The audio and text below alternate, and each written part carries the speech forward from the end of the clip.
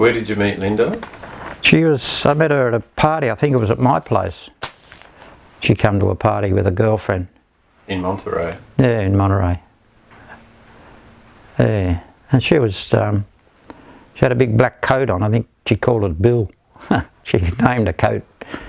And she was long dark hair and big black eyes, and I thought, whoa, I'll have to get to know her. She looks exciting, and turned out to be really good. We've got 3 fantastic kids, and they've all got plenty of hair. Not like a couple of their mates are a bit jealous that they're all losing their hair, and my boys have still got theirs. So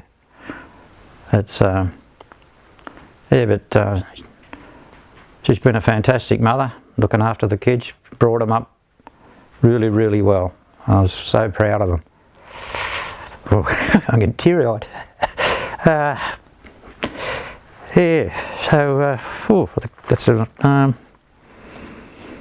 That's about really. Here I am, retired, and as I speak, I just got out of hospital after having a bit of a heart problem. The docs have fixed that up, I think. Just told me to take it easy. So. What's your favourite food? Favourite food?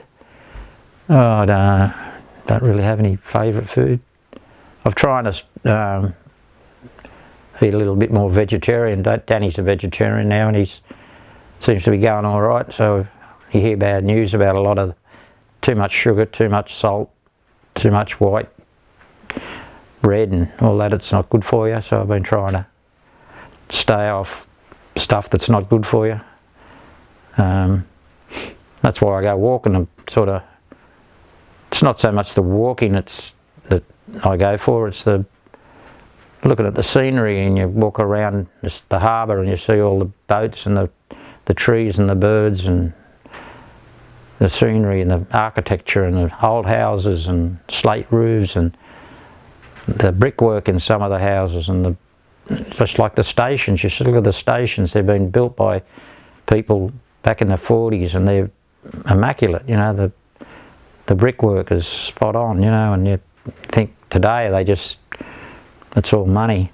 Put it up as fast as you can, and don't care too much what it looks like, and as long as you can squeeze another couple of houses in there. They're making all the roads narrower, and your parking's getting worse all the time, and Miranda's going to turn into Newtown. It's got all these little butter boxes they're sticking up everywhere, and it's not all that exciting. But anyway, for food, I just eat whatever I like. Try and keep away from too much processed stuff if I can. Cook a little bit of stuff myself, and we have a bit of chicken now and then, or pork or stuff like that, but like green leafy vegetables that are supposed to be good for you. It's got a lot of vitamins and iron in you. So as long as I just get a balanced meal, spag bog sometimes, whatever. Fish, I like fish, whatever grabs me at the time. You wake up in the morning, you think, oh, what do I want tonight? You got to. Do you want something quick and easy, or do you want to spend a bit of time barbecuing things or whatever? So yeah. We've had a few pets in our life, dogs and cats, and they come and go, and you get attached to them, and they get sick and pass on, and it's very upsetting. And Linda likes her dogs and her cats, and they're just a lot of fun, a lot of something to love, and they're good. But when they get sick, it costs you a fortune, and yeah, that's pretty well. Here we are, pushing 74 in a little while. So I should go for another few years, I hope. And Yeah, Shawnee's married with two beautiful little kids, and Lisa and him are getting on pretty well, and she's a lovely girl. They've got a nice little house. I go over there from time to time and help him do things, fixing doors, and I'm sort of a little bit handy in that respect. I have a go at it pretty well, anything. And yeah, I go over there, and Shawnee bought me a Kutcher water cleaner, and I end up going over and cleaning his driveway, so I thought that was a good present for me. He buys me a water cleaner and I clean his driveway. It's good thinking, Dan and Shawnee. So yeah, he's a good kid. They're all good kids. And what about music? Any favourite bands or favourite genres? Yeah, I used to follow the Beatles when I was younger. Lately I've been listening to Classic FM, which is more classical. A couple of reasons. One, there's no ads on the ABC. You can listen to something that's not, you know, I don't like country and western and it's too American, yarn, all that rubbish. But I've got into the classics a bit lately, a bit of Bach and Beethoven and Shostakovich and some of them things that they wrote 100, 200 years ago, and they're still here and they're still going and people still love them. And I'm not keen on opera. It just sounds like a lot of girls squealing their head off. Some of them are really nice, but some of them are, you know, just okay. But yeah, some of the classical music's really magic spice and relaxing. Some of it can get pretty heavy, and you know, but it's really. I used to go surfing a bit when I was younger too, with the boys, with Scotty and Gordon and Bruce. We used to go down to Cronulla and used to go away at Christmas time up to Yamba and Coffs Harbour and that.